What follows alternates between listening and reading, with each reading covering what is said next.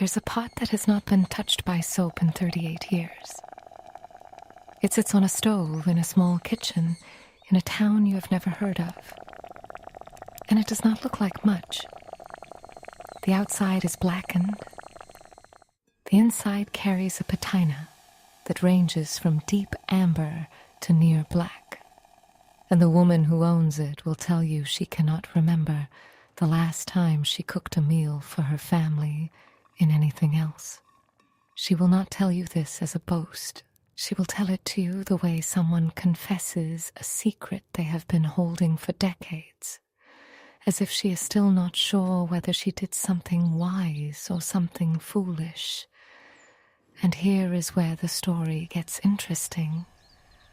That pot is not rare. It is not a museum piece. It is a mass-produced earthenware nabe from a factory in a prefecture north of Kyoto. The kind of pot you could buy at a local market for the equivalent of maybe $40. In today's money, there's nothing special about its origin. What makes it remarkable is what it has absorbed, not what it was made from.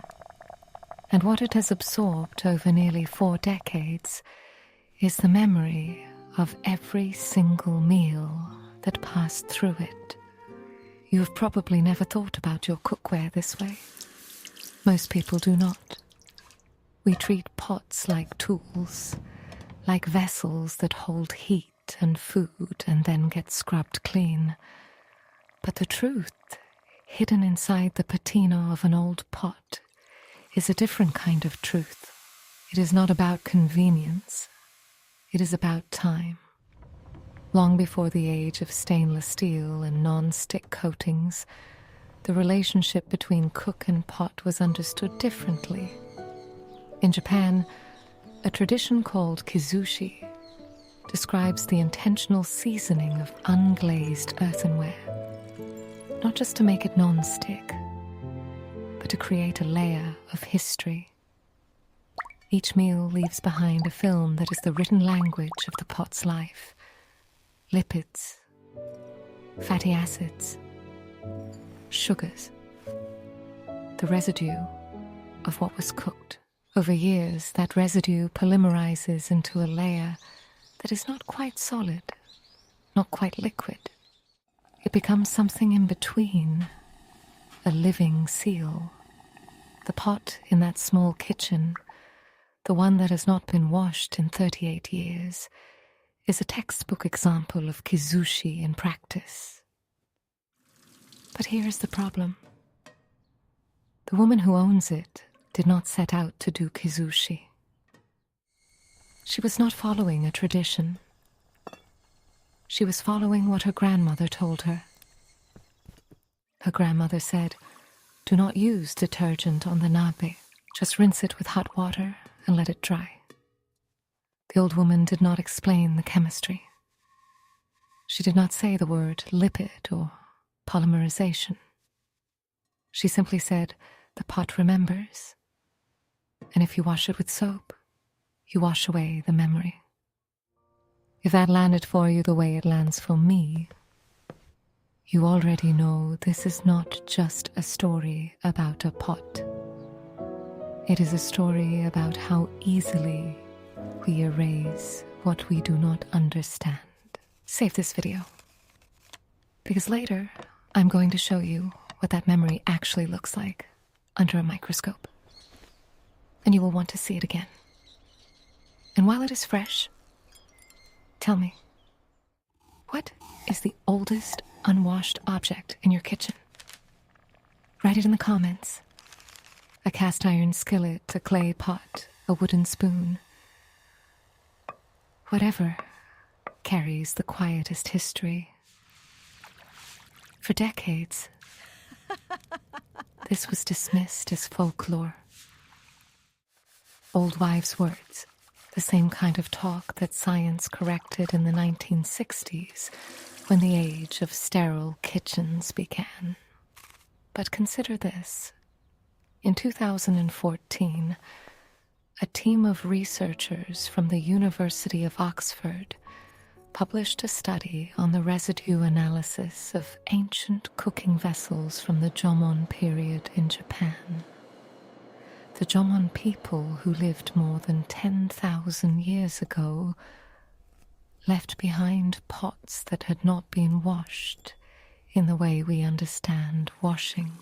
The researchers extracted lipid residues from the interior surfaces of these pots and found something remarkable. The residue was not just from the last meal. It was from hundreds of meals, layered over generations. Think about what that means. The same pot was passed down through families, and each family added its own meals, its own fats, its own seasonings, and the pot held all of them simultaneously. The chemical signature of a single pot contained the entire culinary history of a lineage. When the researchers published their data, they used the phrase molecular archive. Not superstition, science. The pot was an archive. Now let us look at the woman's pot again. 38 years of meals. 38 years of simmering broths. Of miso soups. Of vegetables and fish and the occasional celebration feast. Every single one of those meals left a trace. And here is the detail most people miss. Those traces are not inert. They interact. When you cook a meal in a pot that has held 1,000 previous meals, the lipids from the new meal bond with the lipids from the old ones. The flavor is not just the flavor of what you are cooking tonight. It is the flavor of what was cooked on a rainy Tuesday in 1997. It is the ghost of a winter stew from 2003. It is the echo of a summer evening in 2011 when the whole family gathered and the steam fogged the windows. The woman who owns the pot knows this without knowing the science. She will tell you that the miso soup she makes today tastes different than the miso soup she made 20 years ago. She cannot explain exactly why. She says the pot has aged. She says it is like the pot learned how to cook better over time. And she is right. A professional nabe chef in Osaka, one of the few who still uses earthenware pots that have been in continuous seasoning for over 50 years, explained it like this in an interview from 2008. He said the first meal a pot makes is the weakest. The pot is confused. It does not know what it is supposed to do.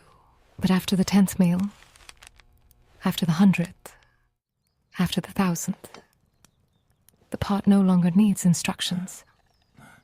It knows. He said this with absolute seriousness. And the interviewer laughed. The chef did not laugh. The chef believed that a pot that has been properly seasoned becomes an active participant in the cooking. He did not mean this as poetry. He meant it as a practical fact. He said, when you have a pot that has held miso for 3 generations, the miso you put in today is already halfway to being the best soup of your life before you even turn on the heat. Now we arrive at the part of the story that will change how you see your own kitchen. When was the last time you scrubbed a pot clean? When was the last time you took a sponge and detergent and removed every trace of the meal you just cooked? You probably did it without thinking. You probably believed you were being hygienic. You were being correct. You were following the rules of a sterile era that told us cleanliness was next to godliness. But you were also erasing history. Every time you scrub a pot down to bare metal, You wipe away the molecular signature of every meal that pot ever held. You return it to a state of amnesia. You make it forget, and the next meal you cook in that pot starts from zero, with no memory, no depth, no lineage, nothing but the raw ingredients you put into it. This is not to say you should never wash your pots. There are practical limits. But the question is not about hygiene. The question is about what we have lost in our pursuit of sterile surfaces. In Korea, the tradition of jangdok, the fermentation pot, operates on a similar principle. A jangdok pot is made from unglazed clay and is used exclusively for fermenting sauces and pastes. The pot is never washed with soap. It is rinsed with water and sun-dried. The pores of the clay hold the microbial life of every previous batch. And that microbial life is essential. It inoculates the new batch. Without the living crust inside the pot, the fermentation would be slower, weaker, less complex. The old women who tend these pots will tell you the pot has a personality. Some pots are generous. Some pots are stubborn. Some pots produce strong gochujang. Some produce sweet. They speak of the pots as if they are alive, and from a microbiological perspective, they are not wrong. The pot is a habitat. It is an ecosystem.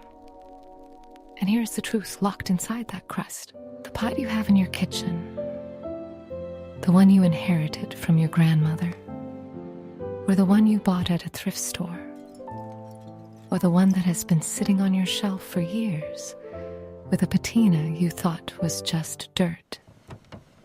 That pot may contain a history you have not yet learned to read.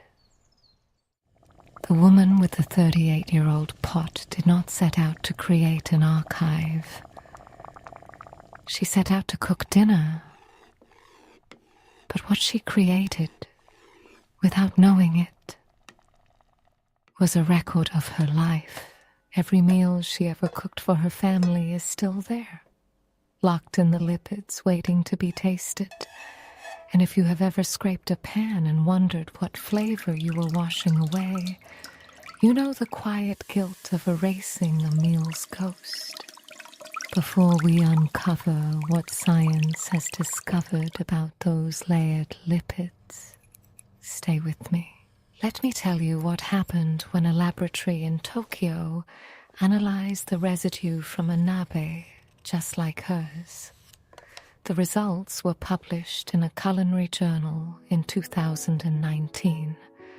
The researchers took a sample from a family pot that had been in continuous use for 47 years. They scraped a tiny amount of the patina from the rim, where the seasoning is thickest. Using gas chromatography and mass spectrometry, they identified the lipid profiles of 63 distinct animal and plant sources: pork, chicken, mackerel, squid, soybean, sesame, ginger, garlic, onion, seaweed. And those were just the ones they could identify with certainty. There were more that did not match any known database. The researchers hypothesized those unknown lipids came from meals so old they had polymerized beyond recognition. They had become something new. Something new. Not just old, not just leftover, transformed. If that makes sense to you instantly, it is because you already knew. Some people hear this and dismiss it as sentimental. You are not that person. You are the one who has looked at a stained pot and felt something akin to affection. You are the one who has hesitated before scrubbing. You are the one who has wondered, even for a second, whether you were washing away something valuable. And you were right. So if modern hygiene screams wash it, and ancient grandmothers whispered, "Keep it." Which side carries the flavor? Write this in the comments. At what point did this start feeling personal?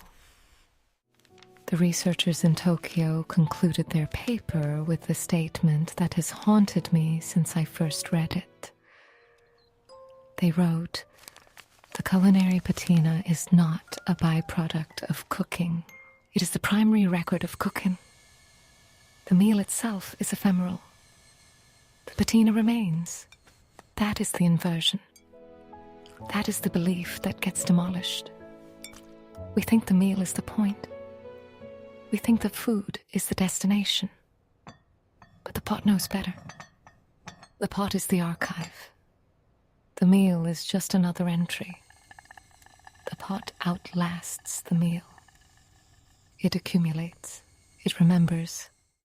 Stay with this channel, because in the next story I will take you inside a pot that has been passed through 3 generations of a family in Kyoto and show you the actual chemical ghost of their first meal. And before you go, if your pot could speak one meal from its past, what would it say?